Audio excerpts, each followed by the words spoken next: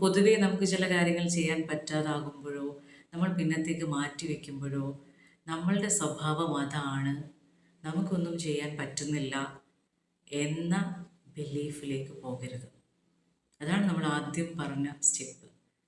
നമ്മളിൽ വിശ്വാസമുണ്ടായിരിക്കണം, നമ്മളുടെ കഴിവുകളിൽ വിശ്വാസമുണ്ടായിരിക്കണം, നമ്മളുടെ ലക്ഷ്യങ്ങളിൽ വിശ്വാസമുണ്ടായിരിക്കണം.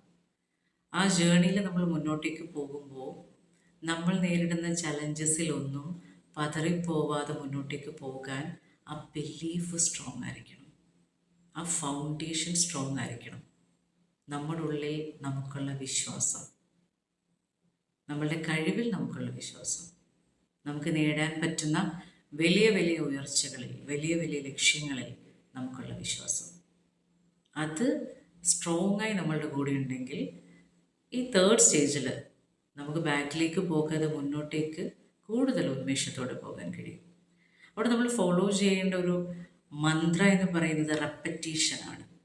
നമ്മൾ ചെയ്യുന്ന കാര്യങ്ങൾക്ക് നമുക്ക് വേണ്ട രീതിയിൽ അപ്രീസിയേഷൻസ് കിട്ടാതെ വരുമ്പോഴോ, വേണ്ട രീതിയിൽ പ്രോത്സാഹനം കിട്ടാതെ വരുമ്പോഴോ, അക്നോളജ്മെൻറ്റ്സ് നമ്മളത് ആൾക്കാർ അക്നോളജ് ചെയ്യുന്നില്ലെങ്കിലോ, നമ്മളുടെ വർക്കിനെ അല്ലെങ്കിൽ നമ്മളുടെ കഴിവിനെ, നമ്മളുടെ ലക്ഷ്യങ്ങളെ, അവിടെയൊന്നും നമ്മൾ തകർന്നോ തളർന്നോ പോകാതെ റിപ്പീറ്റായിട്ട് പെർഫോമൻസ് ചെയ്തുകൊണ്ട് മുന്നോട്ടേക്ക് പോകാൻ ഉള്ളൊരു മൈൻഡ് സെറ്റ് നമുക്ക് ഉണ്ടായിരിക്കണം. അവിടെ നമ്മൾ ഫോളോ ചെയ്യേണ്ട ഒരു മന്ത്ര റെപ്പറ്റീഷനാണ്. Again again and again and again doing things.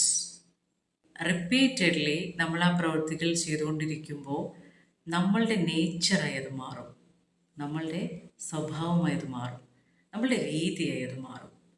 പിന്നീടത് നോർമലി നമുക്ക് ചെയ്യാൻ പറ്റുന്ന, ഈസിനെസ്സോടുകൂടി ചെയ്യാൻ പറ്റുന്ന മികവുള്ള നമ്മളുടെ ഒരു ഏരിയയായി മാറും.